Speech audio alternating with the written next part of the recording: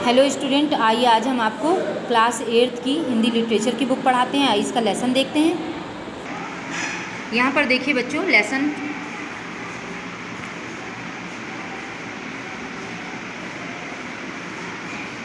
यहाँ पर बच्चों देखिए लेसन 6 और चैप्टर का नाम है पसीने की कमाई।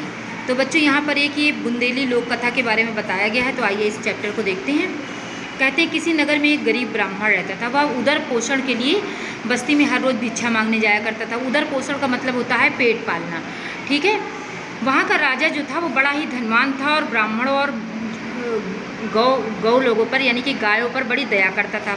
उसके दरबार से कभी भी कोई विमुख होकर यानी कि मन दुखी करके नहीं जाता था। वह साधु संतों के पास आते ही उनको मनमाना जो है दान देते थे और वो साधु संत जो है उसे आशीष देकर चले जाते थे।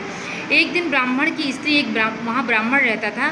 उसकी स्त्री ने अपने पति से कहा कि दूर दूर के ब्राह्मण आकर राजा के पास से मनमाना धन मांग कर ले जाते हैं और एक तुम हो कि जीवन भर की कंगाली में कहाँ तक भोगो। तुम जाओ और तुम भी उनसे कुछ धन मांग कर लाओ। ब्राह्मण ने अपनी स्त्री को समझाकर कहा, तू तो बावरी है। अपने ब्राह्मण को धन की क्या ज़रूरत, भोजन के लायक रोज़ मांग कर ही लाता हूँ। राजा का धन अच्छा नहीं होता है, वह हम लोगों को नहीं लेना चाहिए। लाचार हो फिर उसकी पत्नी जो है बहुत तेज से बड़बड़ाने लगी और ब्राह्मण को कोसने लगी कि तुम ही मुझे ये वेद और शास्त्र समझा रहे हो। इस तरह की ज़िंदगी ना हम अच्छा पहन पा रहे हैं, ना अच्छा खा पा रहे हैं। बच्चे भी एक दूसरे को देखकर मन ललचाते हुए रहते हैं। फिर लाचार होकर ब्राह्मण जो है राजा के पास गया। उस समय राजा शिकार खेलने लाचार होकर ब्राह्मण जो है राजा के पास गया और वहाँ पर जो है राजा शिकार खेलने गया था। ब्राह्मण आशीर्वाद की बेलपत्री और फूल रखकर वहाँ से लौट आया। जब उसकी औरत ने पूछा कि क्या हुआ, इस बार क्या राजा ने तुम्हें धन नहीं दिया, तो उन्होंने कहा कि उसने मुझे बाद में बुलाया। फिर वह तीसरे दिन फिर राजा के वहाँ गया। यहाँ इस पेज पर देखते हैं बच्चों। फिर जो है ब्राह्मण वहाँ पहुँचकर राजा को बड़ी ही आदरपूर्वक प्रणाम किया। ब्राह्मण ने कहा, राजन जो आप मेरी इच्छा अनुसार उन्होंने कहा कि अरे ब्राह्मण आपको क्या चाहिए। तो उन ब्राह्मण ने कहा कि राजन जो आप मेरी इच्छा अनुसार दान देना स्वीकार करें तो मैं कहूँ।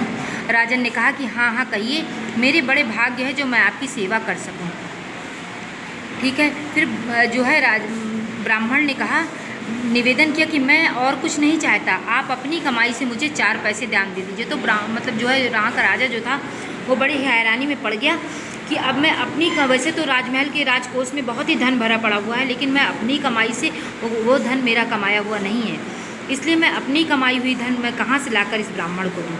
तो उन्होंने उनसे राजा से कहा, ब्राह्मण से, कि आप जाइए और कल आइएगा, ठीक है। और राजा ने ब्राह्मण से कहा कि आप मुझे कल भर का टाइम दीजिए, मैं कल आपको मुँह मांगा जो है इनाम दूंगा। ब्राह्मण को खाली हाथ देखकर उसकी जो ब्राह्मणी थी वह फिर गुस्सा होने लगी कि अरे तुम धन लेकर नहीं आए राजा के पास से। तो उस ब्राह्मण ने कहा कि उन्होंने मुझे कल बुलाया है। तो ब्राह्मणी बहुत ही खुश हो गई और सोचने लगी कि ज़रूर बहुत सारा धन मेरे पति ने मांगा होगा जो राजा दे नहीं पाए होंगे और इसी वजह से उन्हें कल भर की मोहलत दी गई है। इधर जो राजा था वह बहुत ही परेशान होकर अपने महल गया और अपने सारे नए कपड़े उतारकर पुराने कपड़े पहनने लगा। उसकी रानी ने जब उससे पूछा कि क्या बात है, तो राजा ने कहा कि थोड़ा ठहरो। उसके बाद रानी भी कुछ ना समझ पाई और अपने राजा से बोली कि रुको, मैं भी आपके साथ चलती हूँ। और एक पुरानी साड़ी निकालकर वह उनके साथ वेश बदलकर चल दी। इस प्रकार वेश बदलकर राजा रानी दोनों मजदूरी की तलाश में शहर से निकले। लुहारों के मोहल्ले में जाकर राजा ने आवाज़ लगाई, किसी को मजदूर चाहिए, किसी को मजदूर चाहिए। फिर वहाँ पर जो है एक जो है लुहार था, उसने राजा को देखा और उससे कहा कि देखो, पहले तुम्हें खलात धोंकनी पड़ेगी और ताव आ जाएगा, तब यह घन पीटना होगा। फिर रानी की ओर देखकर कहा, तुम्हें कुएं से पानी लाकर यह हौज भरना पड़ेगा और कोयले वाले घर से कोयला भर कर भट्टी में डालना होगा। तुम दोनों आदमियों को दिन भर 2-2 आने सारा दिन मेहनत करने के बाद तुम्हें 2-2 आने मिलेंगे। अगर तुम्हें काम पसंद है तो करो, नहीं तो अपना रास्ता नापो। अब राजा रानी दोनों लुहार का बतलाया हुआ काम करने लगे। राजा ने कभी काम नहीं किया था, तो इस वजह से राजा को वह काम करने में बड़ी ही परेशानी आई और यही हाल रानी का भी था। रानी ने कभी अपने घर में कोई काम नहीं किया था, तो उसको पानी भरने की वजह से पूरे हाथों में छाले पड़ गए थे।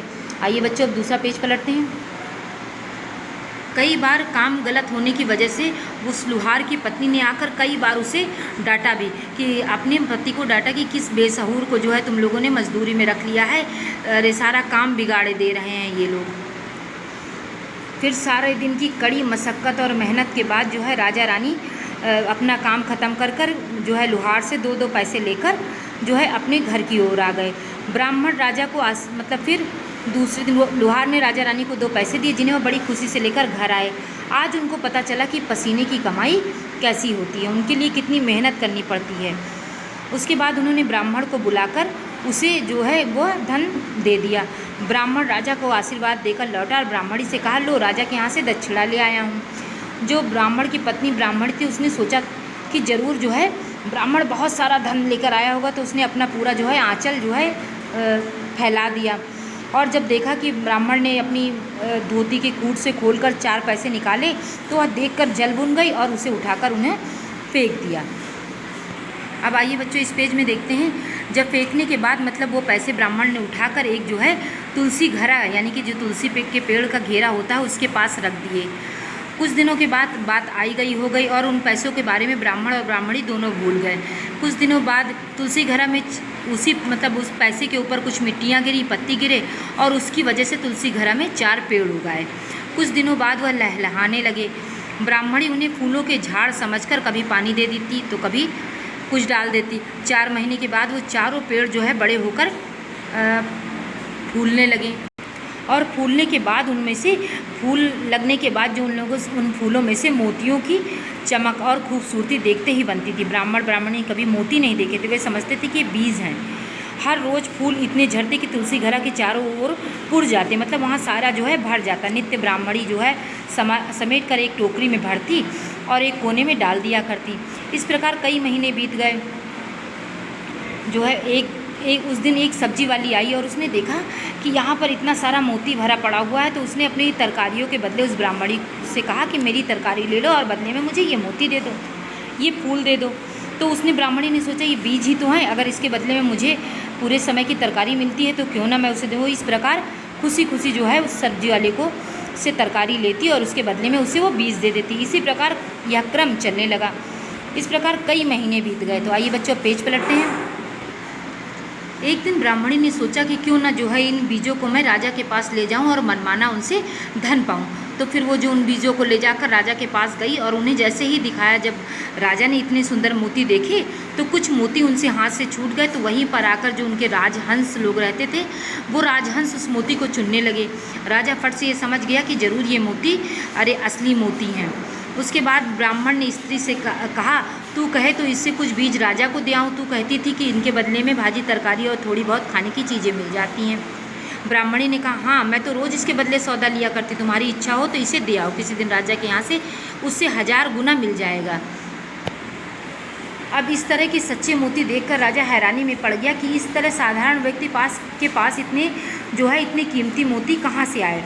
तब उसने ब्राह्मण को बुलाकर पूछा कि जो है ये सारे तुम्हारे पास जो ये मोती हैं ये कहाँ से आए, इनकी कीमत तो सैकड़ों रुपयों की है। तब ब्राह्मण ने कहा, महाराज तुम्हारे पास तब ब्राह्मण ने कहा कि उसे बड़ा अचंभा हुआ कि मतलब ये मोती हैं। तो उन्होंने जाके तब उस ब्राह्मण ने जाके उनसे कहा कि महाराज ये वही मोती हैं जिन्हें आपने अपनी कमाई हुए पैसों से मुझे दिया था, और अगर आपको विश्वास ना हो तो इसका एक एक पौधा टटोलने पर उनमें से एक एक पैसा जो है चिपका हुआ ब्राह्मण को मिला। आज ब्राह्मण ब्राह्मणी को मालूम हुआ कि उनके पास लाखों करोड़ों की जायदाद है, जिसे वे एक साधारण फूल का बीज समझते थे, उसका एक एक दाना सैकड़ों की कीमत का है। ब्राह्मण ने सोचा कि यह सब धन मेरे किस काम का, मुझे तो नित्य एक सेर आटा चाहिए। सोचकर ब्राह्मण ने वह सब मोती किसी धर्म कार्य में खर्च करने के लिए राजा को दे दिए। फिर उसके बाद खजाने और ब्राह्मण के दिए हुए द्रव्य से राजा ने जनता के फायदे के कई काम शुरू किए। जैसा ब्राह्मण और राजा ने धर्म का पालन किया, भगवान करे वैसा सब करें। तो बच्चों यहाँ से हमारा 6 लेसन कंप्लीट होता है। इसके एक्सरसाइज देखते हैं। यहाँ पर देखिए पहली वाली एक्सरसाइज, सही विकल्प पर सही का चिन्ह लगाइए। तो ब्राह्मण भीख मांगता था क्या, उदर पोषण के लिए, तो यहाँ पर टिक लगाइए। मजदूरी करके राजा रानी क्या लाए, तो 2 आने, तो यहाँ पर टिक लगाइए। तुलसी घरा में किसके पेड़ उगे थे, मोती के पेड़ उगे थे। फिर आइए बच्चों इस पेज पर देखते हैं। यहाँ पर देखिए सही कथन पर सही का टिक लगाइए, गलत के सामने गलत। तो राजा भिखारियों का बहुत बड़ा भक्त था, तो ये सही का टिक लगाइए। लाचार होकर ब्राह्मण राजा के पास गया, यहाँ भी सही लगाना है। वेश बदल कर राजा रानी दोनों मजदूरी की तलाश में शहर में निकले, यहाँ भी सही है। फिर ये वाला गलत है और ये वाला सही है। तो बच्चों यहाँ से हमारा ये 6th लेसन कंप्लीट होता है। Thank you.